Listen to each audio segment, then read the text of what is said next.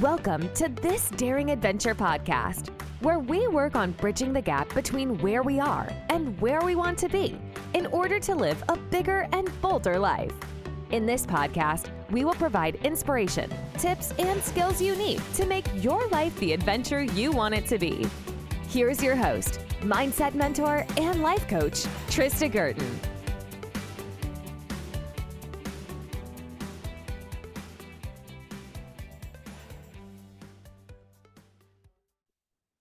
Hey everybody, welcome back to This Daring Adventure. So this is episode 152. We are deep in the middle of winter here, and hopefully it's not too cold where it is, wherever it is you are. It's been cold here. It's been cold. I think it's supposed to warm up a little bit next week, but let me tell you, I have been hibernating and I feel good about it. But yeah, I'm looking forward to some warmer weather. And definitely, it is passing fairly quickly. I feel like this winter is passing quicker than last year. Maybe because it was my first winter back and it seemed like it was kind of torture. Anyway, here we are. So let's keep going. And today I wanted to talk about expansion. And this is something that I'm not quite sure I've been able to articulate, but I've been working with and have had a few clients who are looking for the thing to do next. And this could be anything. It could be a job, it could be a relationship, it could be a move, it could be whatever. There's this need, and they can be latched onto this one particular thing as the answer, or will be looking for the particular thing to become the answer. And there are a couple of things. So typically, the thing that we want isn't necessarily the thing that we actually want. And it's never just the one thing, it's a process. And we have to embrace the process instead of just looking for that one silver bullet. I don't know if that makes sense, but let's dive into the episode and hopefully it will become clearer as I go through the episode.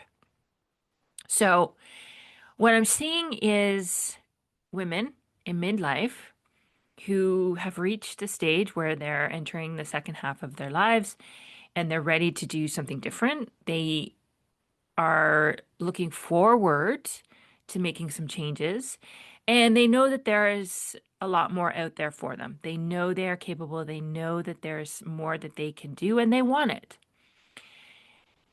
On the outside, your life probably looks fine. Nothing is really wrong. We've reached this stage.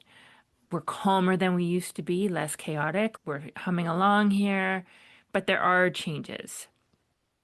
And it can be a persistent feeling that there is more out there, that you are meant for more.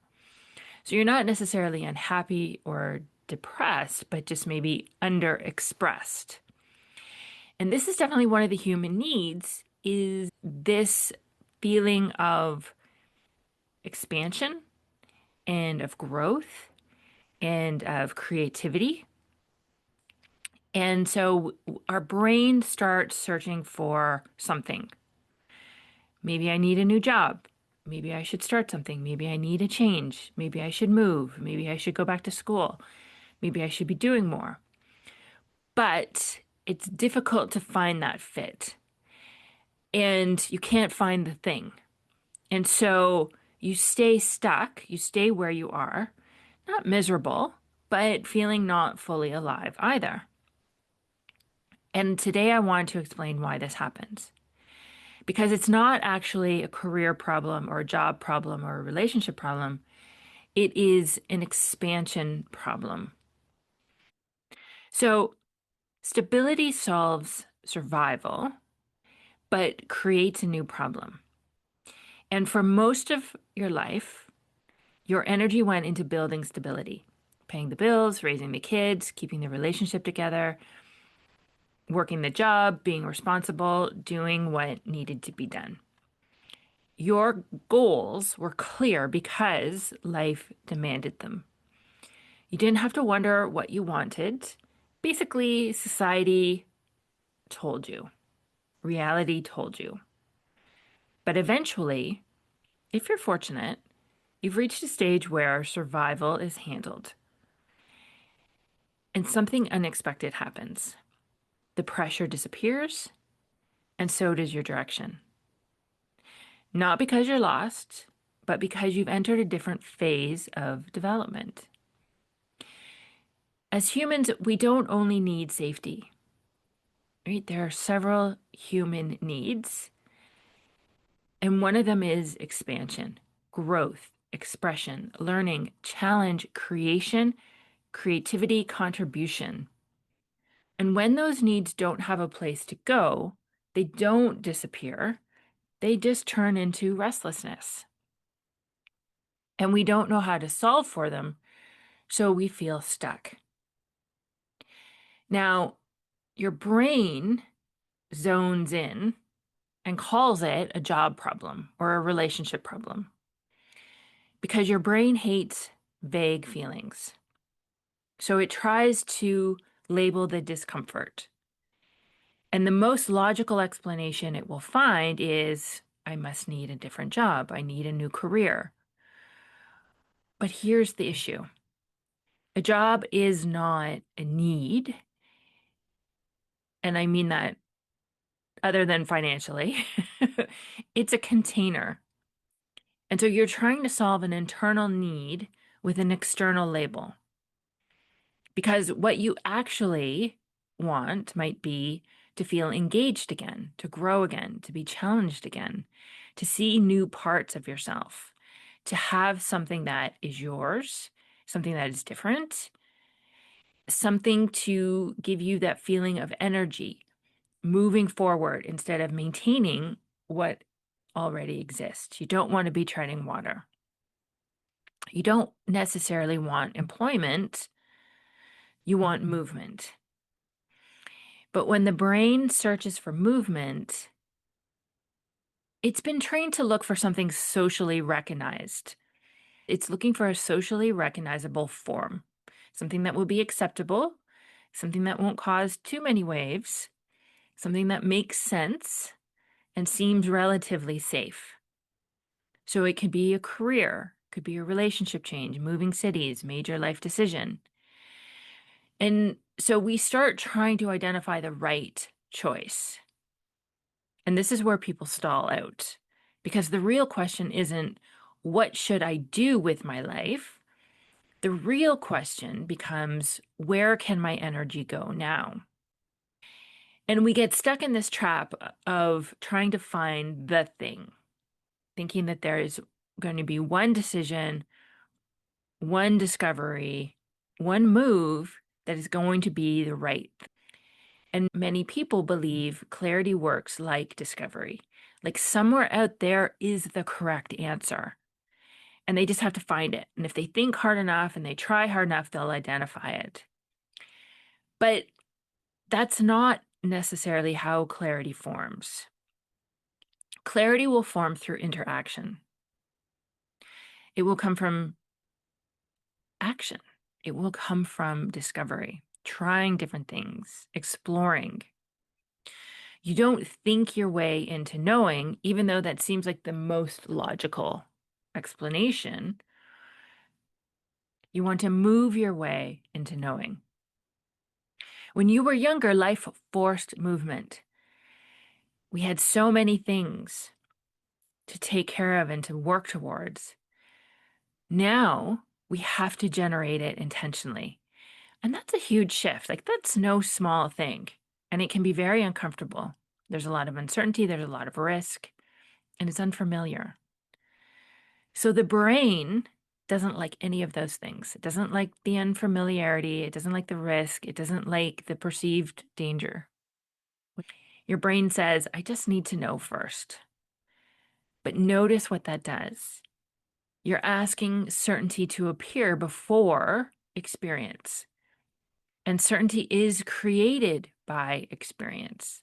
So then the loop never ends and you never solve it and you never move forward and you never get unstuck. You stay in analysis because analysis feels productive, right? You're doing the research, you're thinking, you're expending all this energy in these thought loops and what am I going to do? but it produces no evidence. No evidence means no clarity, and no clarity means no decision, and no decision means no movement, and no movement keeps the restlessness alive, and therefore it keeps you safe. There's no risk. Expansion has to come before direction. So here's the shift I want you to consider. You don't pick a direction to create energy. You create energy, and direction emerges. Step by step, bit by bit, inch by inch. Expansion is not a single decision. It is a pattern of engagement. It is the way you choose to live your life and make decisions. Learning something new, meeting different people, trying environments where you are a beginner again, producing instead of maintaining, creating instead of managing. Not because they are the answer, but because they wake up parts of you that have been idle, that you've never experienced before. Once those parts activate, then the preference can become clearer. You figure it out. You don't find out what you want by thinking about your future life. You find it by increasing the range of your current life. And this can feel very uncomfortable. Stability trains efficiency. And we became very good at what we already know. And that reduces friction and it reduces unnecessary effort. An expansion requires the exact opposite.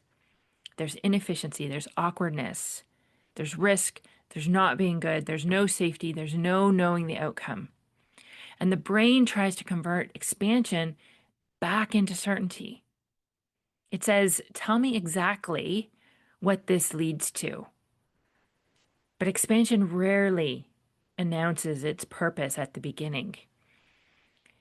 So the urge here is that we want to know that this is the thing, that this is the right direction, that we are doing the right thing, that this is somehow going to work out. But we can't possibly have that information because we create it along the way.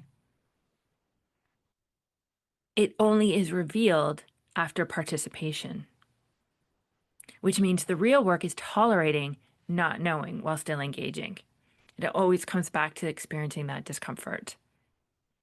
So if you've been waiting to figure out what you want before you begin, you may have been solving the wrong problem. You don't need a perfect plan. You don't need to know exactly what it is. You don't need to know exactly that it's the right thing. You decide to try, take the next step, decide, try, and keep going. Your life might not be asking you to change everything, but everything could change. But you have to start interacting with it again, not to escape your life, but to re-enter it as someone who is still becoming and open, living the adventure. And what you'll find is that once the movement starts, the thing you were trying to identify quietly identifies itself. You're not lacking discipline or courage. You don't need to know exactly what the answer is.